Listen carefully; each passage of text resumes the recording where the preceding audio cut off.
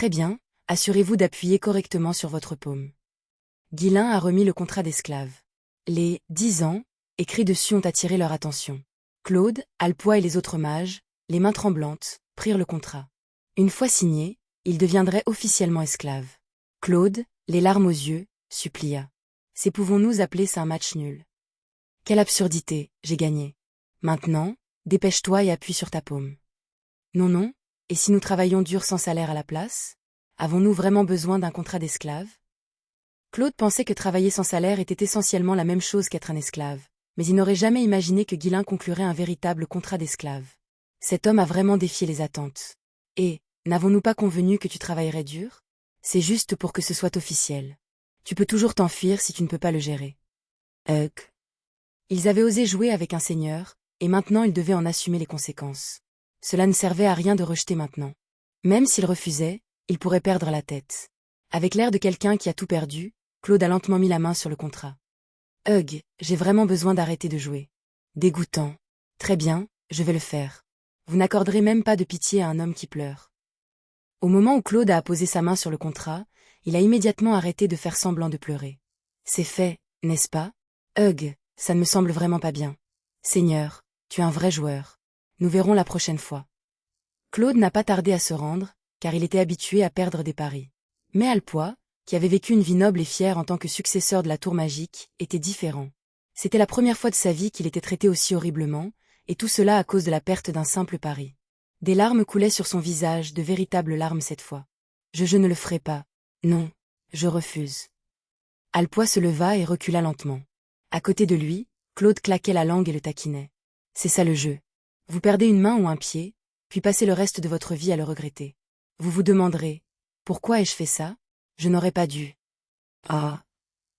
Espèce de salaud. Tu penses que je suis comme toi?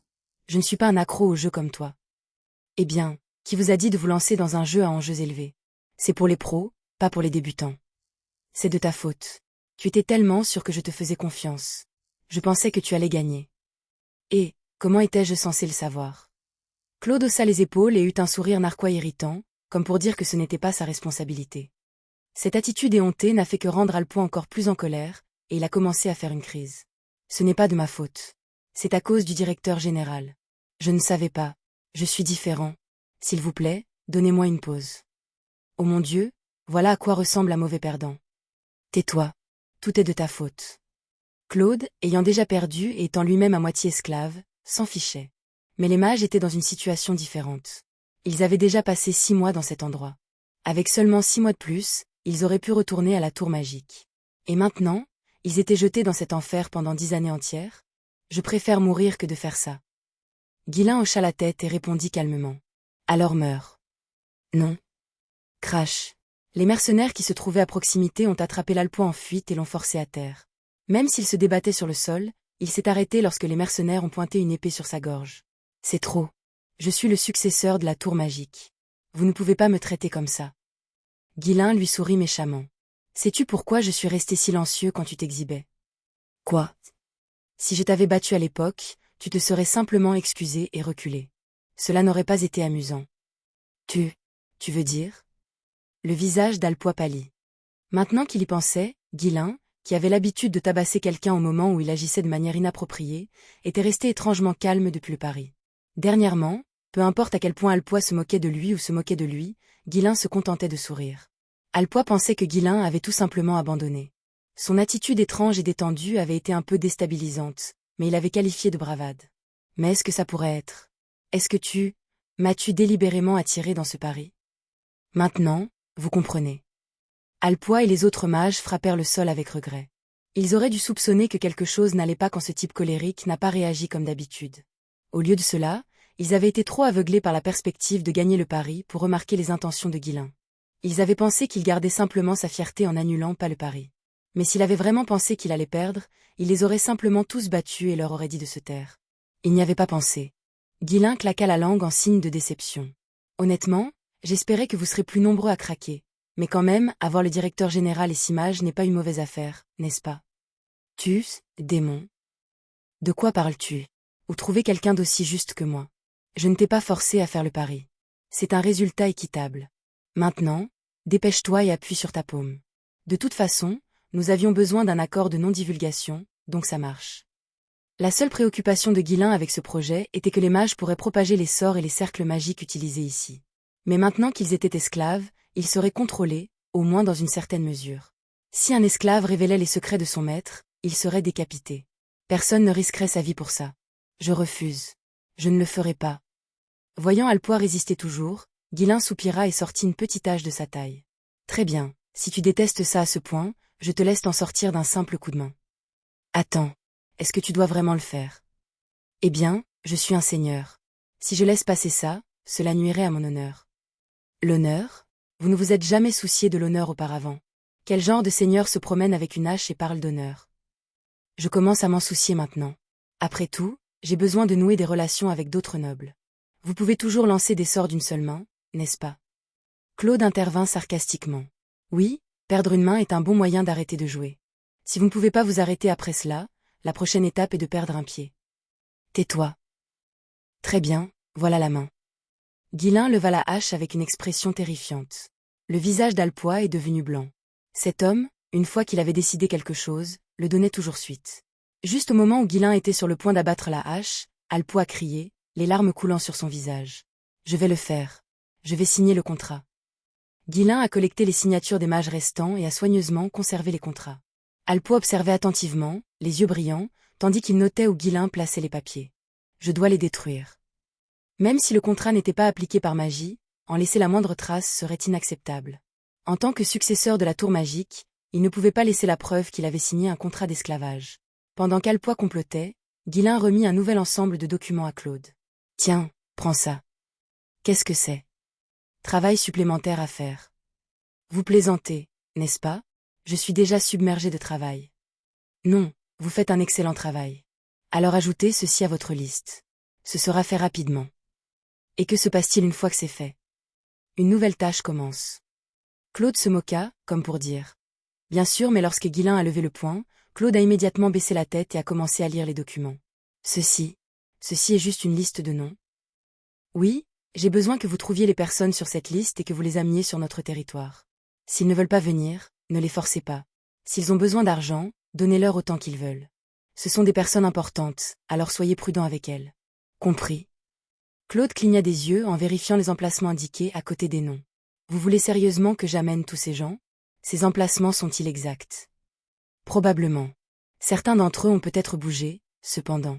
Dans ce cas, nous ne pouvons rien faire. Le document que Guilin a remis était une liste de ses anciens subordonnés de sa vie antérieure. Ce serait formidable s'il pouvait tous les trouver, mais c'était hautement improbable.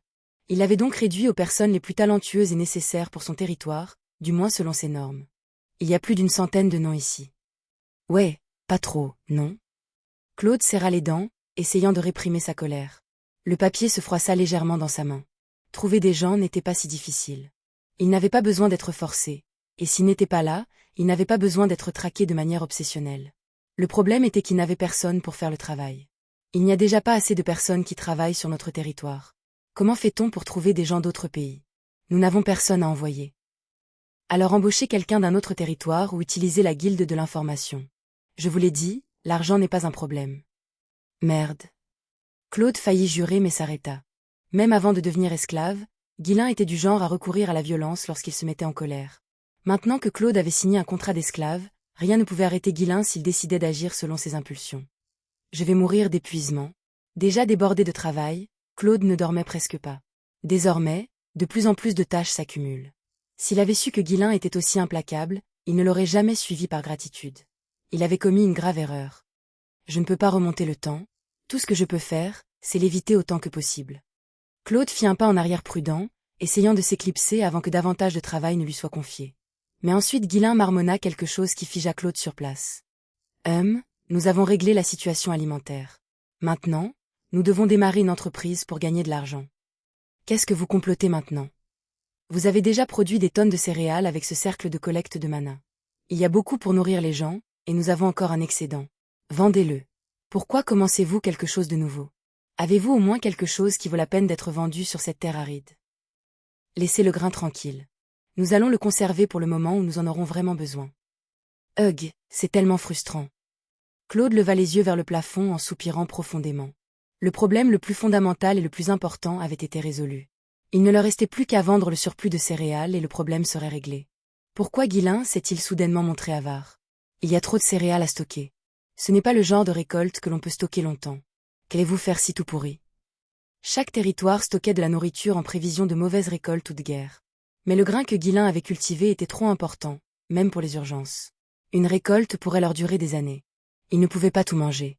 Alors à quoi bon le stocker? Guillain répondit avec désinvolture. Nos céréales ne se gâtent pas facilement. Elles dureront quelques années en stockage. Cela n'a même pas de sens. Nous pouvons le stocker, puis le vendre à prix réduit ou le distribuer avant qu'il ne se détériore. Les grains les plus gros se vendront toujours bien à ce stade. Claude avait instinctivement envie d'argumenter, mais il garda sa langue. Il ne savait pas grand-chose sur ce grain bizarre, donc c'était difficile de dire quoi que ce soit avec certitude. De toute façon, il le saurait dans quelques années. Très bien, peu importe. Mais même si nous stockons les céréales, nous devrons quand même vendre des pierres uniques pour gagner de l'argent. Alors, quelle affaire envisagez-vous? Nous ne pouvons pas créer de ressources. Nous allons donc fabriquer des produits spécialisés. C'est ainsi que nous gagnerons de l'argent. Waouh, notre Seigneur est vraiment incroyable. Vous attendiez-vous à ce que je dise ça? Pensez-vous qu'un produit de spécialité est quelque chose que vous pouvez simplement inventer sur place?